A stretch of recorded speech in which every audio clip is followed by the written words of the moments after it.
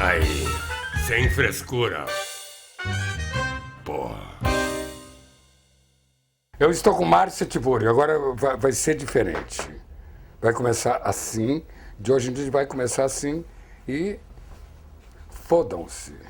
Eu estou com Márcia Tiburi, filósofa, que eu conheci por meio eletrônico, vendo Café Filosófico na TV Cultura e tive que conversar com ela. Márcia, boa tarde. Boa tarde. Você me fez vir a Porto Alegre, eu e toda uma equipe veio só com você, atraente. Que bom. É? Onde eu passei minha adolescência, para te conhecer. E aí você foi embora, né? Eu fui embora daqui. Daqui de Porto Alegre. De Porto Alegre. Porto Alegre. Nem tanto.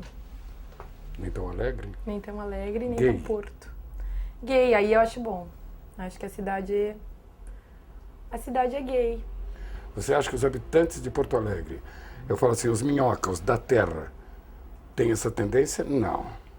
Eu não sei bem também quem é que é autóctone, nativo de Porto Alegre, né? Eu não sou nativa. Eu nasci em Vacaria, Pá. nos Pampas de cima da serra. É um lugar muito longe. Lá no norte do Rio Grande do Sul. É, na fronteira com Santa Catarina, na Na divisa. Na beira do rio, mas assim... Como boa gaúcha, tu tem a tendência de chamar a divisa de Santa Catarina com fronteira, né? Fronteira. Fronteira, até porque o Rio Grande do Sul tem essa coisa de um imaginário, assim, de outro país, né? É meio um outro país porque é tão longe.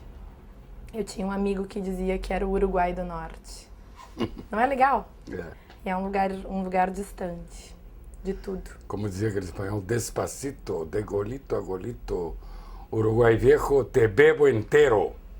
Pois é, mas sabe uma coisa que eu acho do Rio Grande do Sul? Eu acho que é um lugar de passagem para o sul, né? Não é bem o sul. Não é o sul do Jorge Luiz Borges. Não. Não é esse sul da América do Sul, e nem é, bom, como todo o Brasil, não é bem aquela América do Sul, assim, arquetípica, né? Então é um lugar de passagem. A gente não é nem bem Uruguai, e é um Brasil que está lá no fundo, muito escondido, e que tem características bem diferentes do resto do país, se bem que cada lugar também tem características diferentes, né? Uruguai, Paraguai e Argentina. Pois é.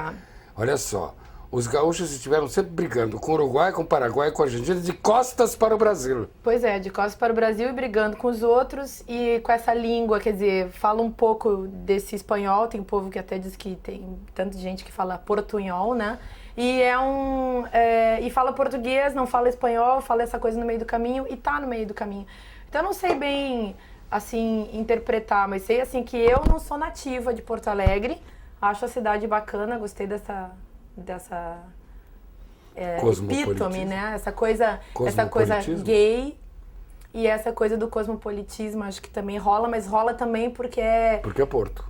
Porque é Porto e porque é província de São Pedro, e essa coisa da província sempre traz, eu acho, essa vontade extrema de não ser província, né? Essa história gay de Porto Alegre, então, te parece que são...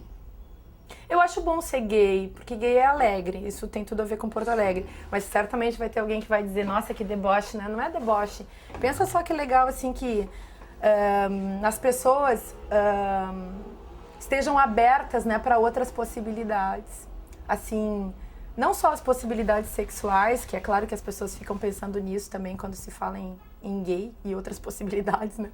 Mas assim, que haja essa abertura, sei lá, para democracia, para pensar diferente, para também agir diferente, sei lá, para conhecer outras...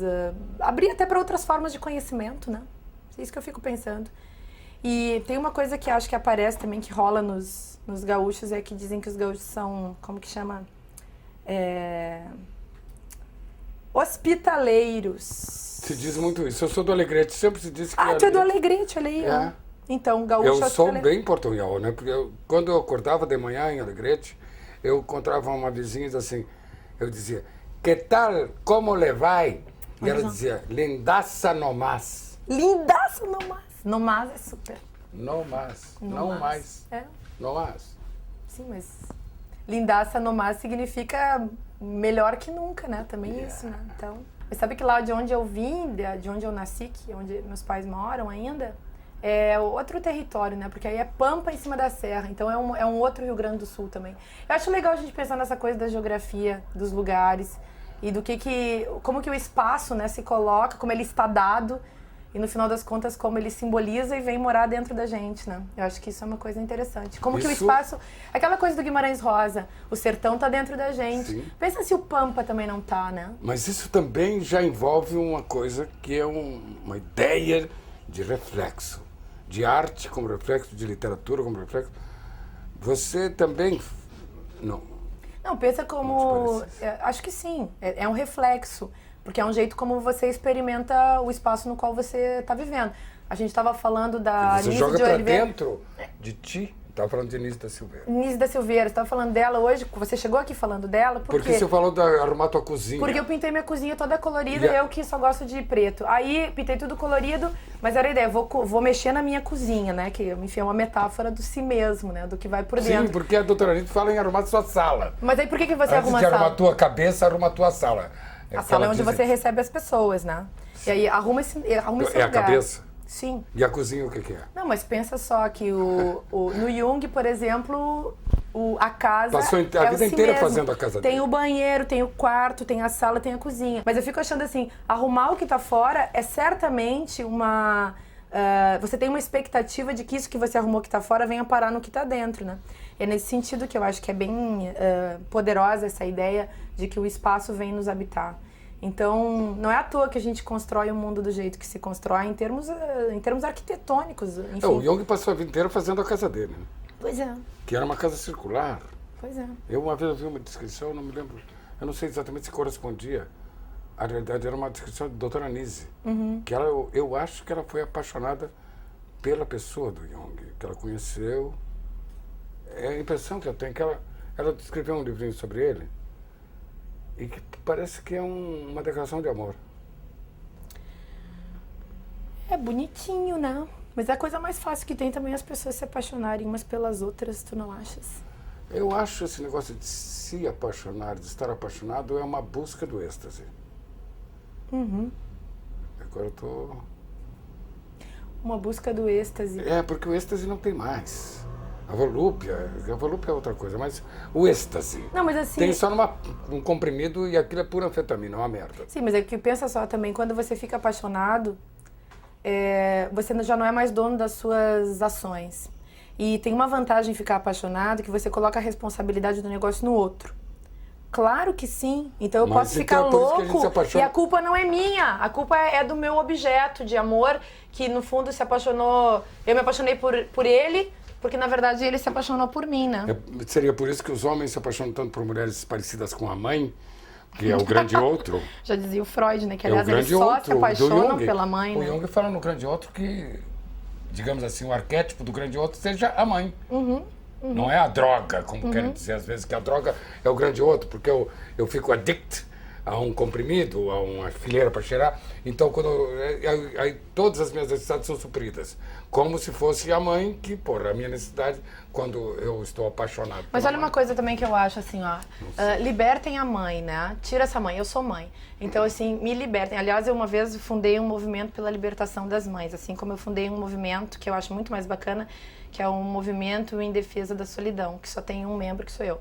E deixa a pessoa sozinha, sabe? Mas deixa as mães também, né? Porque na cultura brasileira, eu acho que em várias culturas, e Freud também, que é vienense, né? Também tinha essa história.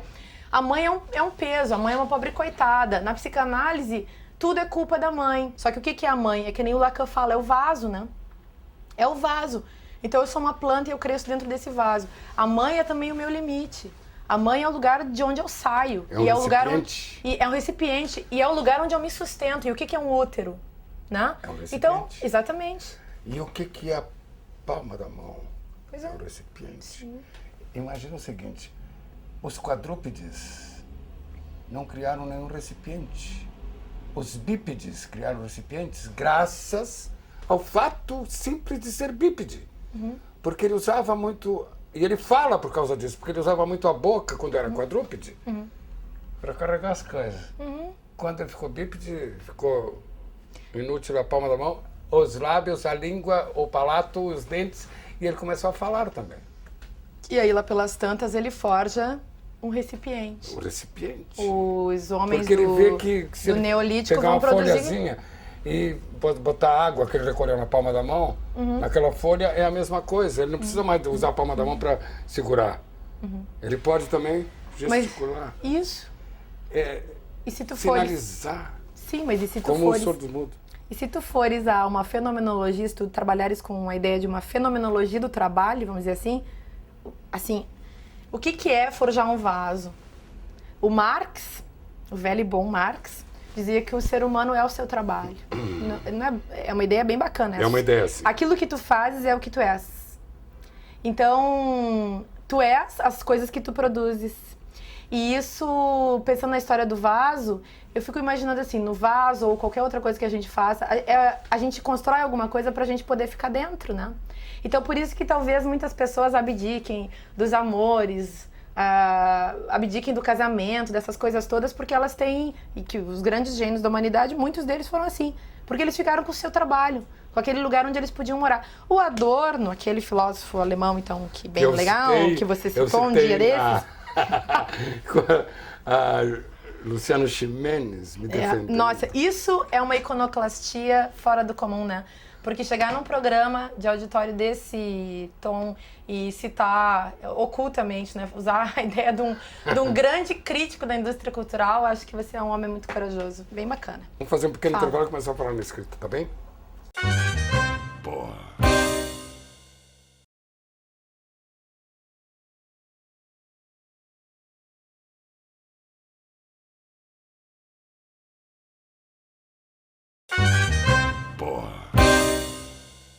O que tu acha? O que tu acha? Eu acho que escrever é uma das coisas mais fabulosas que a gente inventou. Bom, não existiria humanidade sem a escrita, né?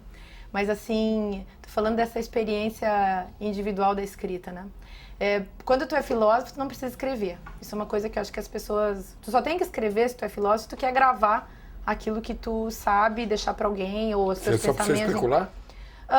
Não, eu acho que... Especular, de espelho também. De espelho. Não, eu acho que especular faz parte, nesse sentido aí, da reflexão, né? Que é a mesma coisa. Mas a religião, primeira coisa que proíbe é a especulação. Tá, especulação. Especulação no mau sentido é essa coisa de ficar fazendo metafísica, né? Um papo que não tem pé nem cabeça, que vai a lugar nenhum. Mas eu acho que também é necessário que a filosofia seja não seja só a escrita, né? Os órgãos de fomento à pesquisa exigem que haja o tempo inteiro essa coisa da superprodutividade do pessoal que lida com... Sobretudo nos meios acadêmicos, né? Onde, em geral, a filosofia morre. Não basta escrever, tem que publicar. Não, também. tem que publicar, tem que ser isso, tem que preencher um monte de formulários e viver naquela vida, assim, que, enfim, faz parte do nosso cotidiano, mas que deve ser questionada. A filosofia tem que entrar na vida. E aí que eu acho que ela não precisa ser escrita. Claro que é bacana tu pegar um livro e ler, e os livros nos ensinam muito, e nos ensinam o melhor da vida, talvez. Mas, sobretudo, filosofia é um trabalho de conversa. É um diálogo, tem que ser exercitado. Então, bacana seria que os filósofos fossem pra rua, conversassem com as pessoas, quase o organizassem êxtase um diálogo. do encontro. Sem droga, só encontro. Sim, porque tem coisa melhor do que lidar com ideias, falar de ideias. É uma coisa maravilhosa. Não tem mesmo, não tem mesmo. Uma ideia boa, eu assim, luto pra ter uma ideia por dia, assim, ou pra ter ideias. Por isso que eu gosto muito desse negócio de dar aula, porque você vai lá e você fica conversando com o povo, só coisas muito, muito, muito interessantes. Então, é o mundo das ideias, esse é o mundo das ideias. E o mundo das ideias pode penetrar na nossa vida, né? Pode estar junto com a gente. E a escrita tem uma coisa assim, acho, tão fabulosa quanto, tão de êxtase, como você está falando, né? Tem essa alegria, tem esse prazer de ficar ali bolando as coisas, mas por quê? Porque você está lidando com ideias. Não tem a ver só com o fato de você achar belas figuras de linguagem e metáforas adequadas. Não, essa reflexão narcisista. Mas isso também compõe uma doença atual que é a organização narcisista das personalidades, né? A personalidade atualmente é muito estimulada para ser organizada narcisisticamente. Como assim? Pensa um pouco. Tu acha assim que esse negócio que o povo fala que é o individualismo, que é um clichê, né, para discutir até... É uma coisa que está em vigência, quer dizer, nós somos essas doenças indivíduos. atuais, por exemplo, se está comigo, está com Deus. Quer dizer, quando está comigo, fecha comigo, é bom. O que está fora de mim não presta. Mas você acha que em algum ponto... Isso me parece que é a organização da personalidade em torno do narcisismo, do ego. Isso só pode levar à infelicidade. Sim, mas isso tem a ver com a identificação necessária para as relações poderem acontecer, né? Não, isso aí eu acho que pode ser... O ruim é permear as relações, eu acho que pode ser a mentira, a trapaça.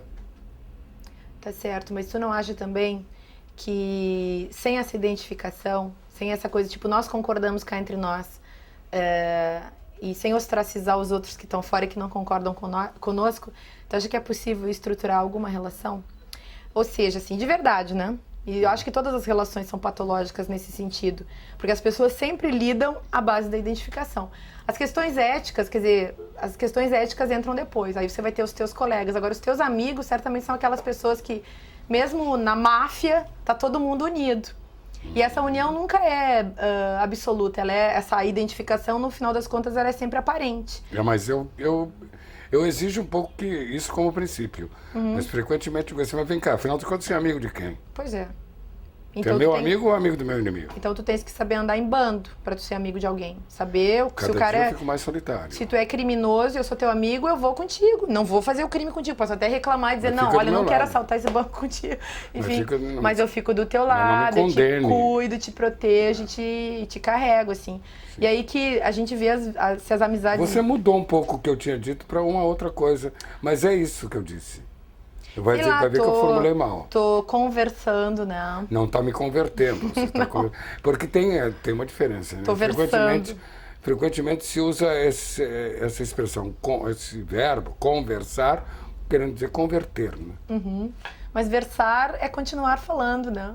É levar adiante. E aí eu verso, tu também versas. Sim, nesse sentido. Conversamos. Sim, e aí a tua conversa leva a minha leva a tua, e a gente vai...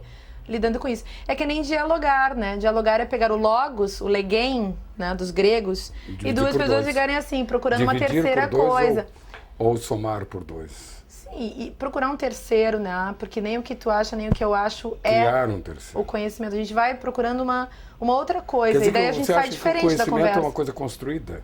Tu não achas? Pode ser que eu ache. Então, eu acho que sim.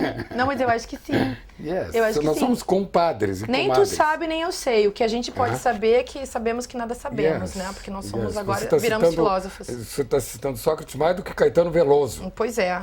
Aliás, de vez em quando eu cito Caetano Veloso também. Você disse isso.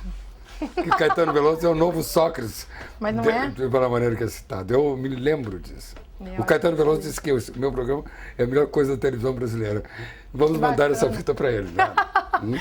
Então, aí assim... Mas ele é um filósofo mesmo. Caetano filosofa bem.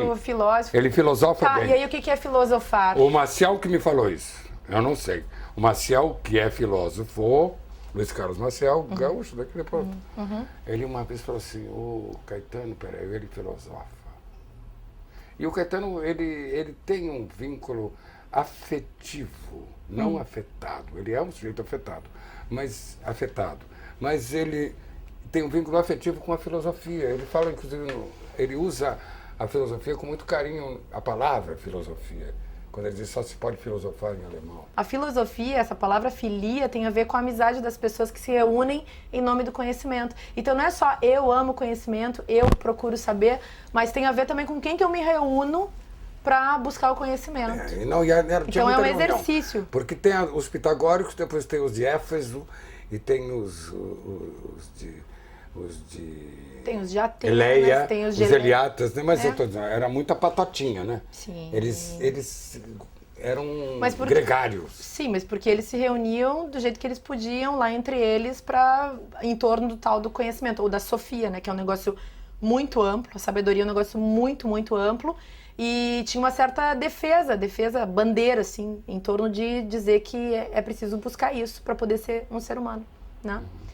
Que, aliás, tem a ver com a história do Descartes também, no final das contas, né? Eu penso, logo existo, eu acho que tem algo a ver com essa coisa da filosofia mesmo, sabe? Da filosofia nos seus primórdios, nos seus princípios, né? No seu sentido originário. Eu penso, logo existo, deve ser interpretado, eu acho, mais do que no sentido lógico, como uma conclusão que eu chego, pelo fato de estar duvidando, estar pensando, quem está pensando sou eu, mas também no sentido existencial, né? E no sentido ético. Se eu não estou fazendo um exercício real do meu pensamento, se eu não estou me dando ao trabalho de pensar que isso que é o que configura a minha natureza, se eu tiver a minha natureza como ser humano, a minha diferença com os outros seres que existem é o fato de que eu penso. Penso no sentido de exercitar Quer dizer que se existo, eu sou um ser também. humano. Não. Eu só existo, eu só sou um ser humano se eu estou pensando. Senão eu sou uma porta, uma cadeira, um carro passando. Eu posso usar outras metáforas para falar de mim, mas se eu sou um ser humano, a minha metáfora significa que eu penso, entendeu? Pensar nesse sentido pode até ser uma metáfora mesmo, sabe? Até eu acho que era bacana pensar essa coisa de que pensar é uma metáfora. Não fica jóia, não é só um gesto, nem só uma ação, mas é também uma metáfora da nossa significação. O Lacan sempre... Caímos no Lacan. Vamos lá. Ele diz assim... Não faz mal. Entender é dominar. Quando a mulher fala, eu não entendo meu marido, ela não domina mais aquele homem. Quando o pai diz assim, eu não entendo minha filha, a filha já é adolescente e ela está saindo do domínio dele. Sabe? Be a good girl and dad will love you. Seja uma boa menina e papai vai amar você. But don't be yourself. Não seja você. E na adolescência a menina começa a ser ela. Não a boa menina que agrada o pai. Sei lá, isso é uma interpretação minha, me perdoa, eu sou naif. Mas aí, eu sou naif nessas coisas, né? Que ótimo. Então ele diz assim, entender é dominar. E a história de desenho tem uma transa de domínio. A escrita rupestre é toda dominadora. Eu desenho aquele bicho porque eu passo a dominá-lo. Mas com certeza todos os códigos que a gente usa são para dominar o mundo. O conhecimento é uma dominação da natureza no seu sentido mais primitivo. Só que assim, o Leonardo da Vinci, por exemplo, que era um grande desenhador, o que ele fazia da vida? Um grande desenhista. Ele dizia que a gente devia aprender, que a pintura era a verdadeira filosofia e que a gente deveria aprender a desenhar para aprender a olhar. Então, o desenho não é que assim a gente domine o mundo, o desenho ele nos ensina a olhar para as coisas. Eu gosto dessa imagem do Vermeer, da leiteira, né? E eu me lembro que eu fiz um desenho disso uma vez, fiquei séculos com um grafitezinho 05 que eu gosto de desenhar, para poder olhar cada micro detalhe do quadro. Mas desenhando era muito mais fácil de ver, porque eu tentava encontrar o meu próprio traço, o meu próprio jeito de dizer a coisa que eu estava vendo. E isso que eu acho que é o bem bacana que tem no desenho, tu encontra o teu jeito.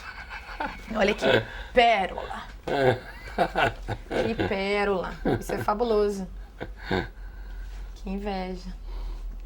E eu fiz esse livro aí e botei meus desenhos no livro. Eu tô vendo. Eu botei aqui assim, ó, nessas coisinhas. Os asteriscos, por exemplo, são umas... Asterisco, o Birol usava muito asterisco, quase como assinatura dele. Mas achei bacana de inventar uns asteriscos também. Aí eu botei nesse livro, não sei bem o que eles significam. Aqui nesse separando um assunto do outro. E todo mundo diz que é um livro meio difícil, assim, que a linguagem é muito complicada. Aí ele é tão complicado mesmo que ele é escrito do avesso, ó, escreve assim. A Maria Tomazelli que fez essa capa, ela inverteu. Ela espelhou, espéculo, etc. O Leonardo da Vinci e o Luiz Carlos faziam isso. Mas aí o povo tá achando que eu escrevi umas coisas muito alucinadas, assim, com a filosofia, mas isso aqui é a minha metafísica, é a minha fundamentação do meu próprio pensamento. Daí eu vou escrever um livro de introdução à filosofia, bem assim para comunicar com o mundo e para não fazer mais fantasmagoria, mas eu gostei de fazer esse livro. Mas eu acho que os artistas, eles inventam a sua linguagem. Você só é um artista na hora que você inventou o seu jeito de dizer as coisas. Assim como você é um filósofo na hora que você inventa o seu jeito de pensar, o seu método. Assim como você é um ator na hora que você inventa o seu jeito de fazer. O Galileu, Platão é imbatível. Platão disse: o pensamento é o diálogo da alma consigo mesma. Então tem uma hora que tu pensa junto contigo, que tu é o teu próprio outro. Diálogo de mim comigo mesmo. Sim, porque eu posso ser quantas pessoas ao mesmo tempo, eu e todos os meus obsessores e fantasmas e eus internos. Quer dizer, quantos eu posso ser? Você que é ator, então... Bárbaro! Gente! Pelo menos eu materializo isso. Nossa. E me dá dinheiro. Vão me pagar pra eu fazer Galileu, olha só. E Galileu sou eu. Pois é. E você ainda se diverte. E eu acabei de fazer Zeus. Eu fiz uma matéria para a TV Cultura que eu falei assim, Zeus sou eu. Eu estava fazendo Zeus, eu era Zeus, nas Bacantes. E você era Zeus. Zeus sou eu. Pois é, e quantos disfarçados de Zeus acreditando na sua própria ficção? Aí eu acho que fica triste. O bacana da vida é a gente ver que ela está sendo vivida e que você é uma possibilidade. Eu digo para ti assim, eu sou Zeus, eu sou Galileu, e você o que que é? Eu sou ninguém.